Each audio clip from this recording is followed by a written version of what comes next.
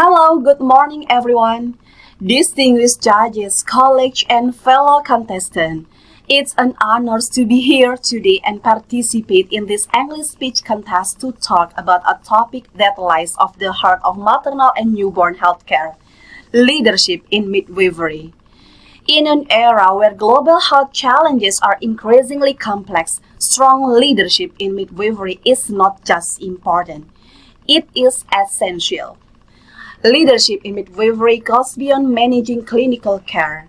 According to the World Health Organization 2020, leadership in midwifery means the ability to influence, advocate, and implement changes that improve health outcomes for women, newborns, and families.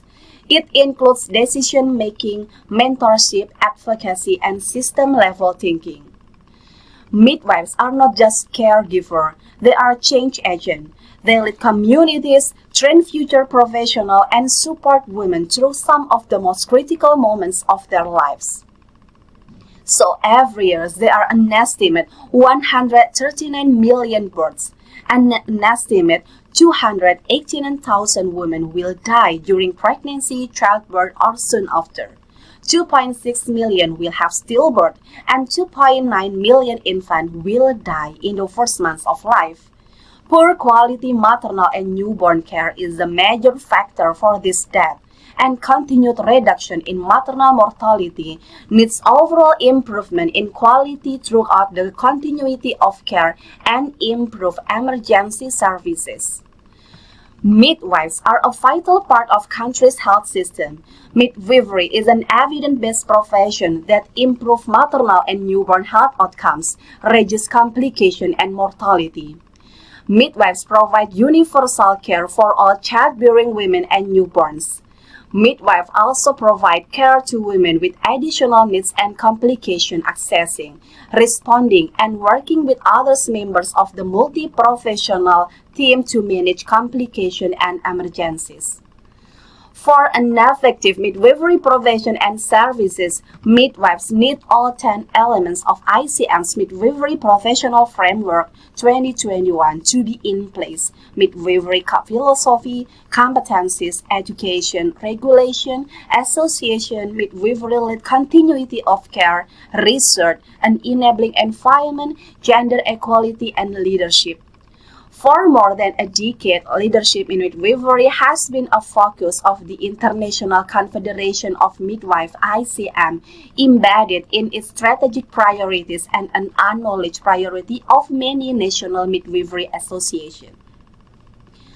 A 2014 Lancet series in midwifery demonstrated that quality midwifery care, when led and supported by competent midwifery leaders, can prevent over 80% of maternal and neonatal death. This is a powerful figure. Yet, without strong leadership, midwives may be excluded from policy dialogues, underutilized in health system, and overlooked in workforce planning. Leadership gives midwives the voice and the seat at the table they deserve.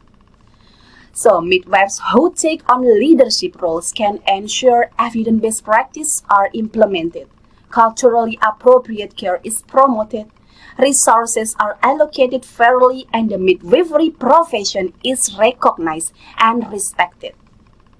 So, leadership in midwifery includes several key competencies. The first is clinical excellence, and then communication skill, and then critical thinking and decision making, and the last is mentoring.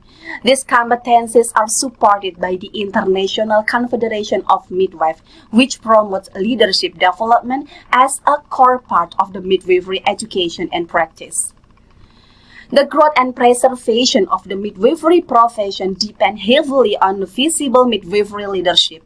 Effective midwifery leadership must function within national framework and be on par with other areas of the healthcare system in each nation. Midwifery leadership should be separate from at the same levels as nursing and medical leadership in women's and maternity services. The three emphasize that strong and effective midwifery leadership in 6 crucial areas such as political, operational, regulatory, educational, research, and clinical leadership is the only way to build and maintain the healthy midwifery profession. Okay, and the first is political strategic leadership. Anytime decisions affecting maternity and women's health care are made at the national, regional, or systemic level, midwives must have a leadership voice and involvement. And the second is operational leadership. In order to lead the delivery of those services, it is essential that there be a clear leadership position for midwives at the regional and local level with complete accountability for professional and strategic matters. And the third is regulation. The ICM's midwifery professional framework is strengthened by transparent, supportive regulation which drives autonomy, equality, and safety. While substantial variation exists and will continue between national settings, it is vital that midwives must be at the center of their own national governance and regulatory structure. Midwife leaders must be involved in setting the standard of the profession-specific section of the midwifery regulation. And the fourth is education.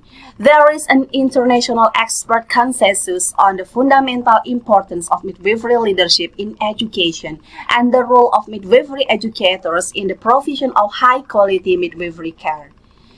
And the fifth is research. The creation of professional knowledge through profession-specific research is a founding element of the definition of the profession. Midwifery research leadership built into the structures of the university and clinical academic department is key. And the last is clinical leadership. It is vital that the midwifery profession recognizes leaders as role models in the clinical practices. Clinical leadership midwifery roles enable midwives to remain in the clinical roles as they gain experience and seniority and ensure that excellence in clinical practice is valued as highly as managerial, regulatory, research, and educational leadership. So unfortunately, midwifery leadership is often limited by structural barriers such as lack of investment in leadership trainings, gender inequality, and limited representation in national health leadership bodies. A 2021 study published in the Midwifery Journal found that many midwives reported feeling underprepared for leadership roles due to the limited access to mentorship and strategic trainings. This must change.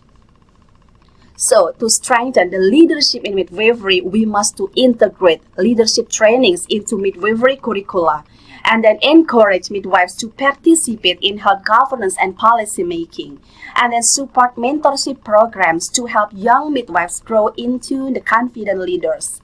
And the last is advocate for national policies that recognize midwives as key health system leaders. As stated by WHO 2021, empowered midwives are essential to achieving universal health coverage and the Sustainable Development Goals. We've seen the powers of midwifery leadership globally in countries like New Zealand and Netherlands. Midwives are active in health planning and service design. So, what is the result? Better outcomes for mothers and babies and more sustainable system. When midwives lead, communities thrive. So, ladies and gentlemen, the developments of roles and structures in each of the 6 areas will be necessary to establish strong, caring midwifery leadership. Support from the variety of important stakeholders outside the profession as well as the national political commitment will be necessary for the establishment of this leadership position. Leadership is not only a luxury in midwifery, it is a necessity. The time has come to recognize, support, and strengthen leadership in every level of midwifery practices. By doing so, we do not only uplift midwives, we improve the health and future of the generation. Let us stand together to invest in leadership, empower the midwifery workforce, and ensure that every woman everywhere receives the care she deserves, led by skilled and compassionate midwives. Thank you for your attention.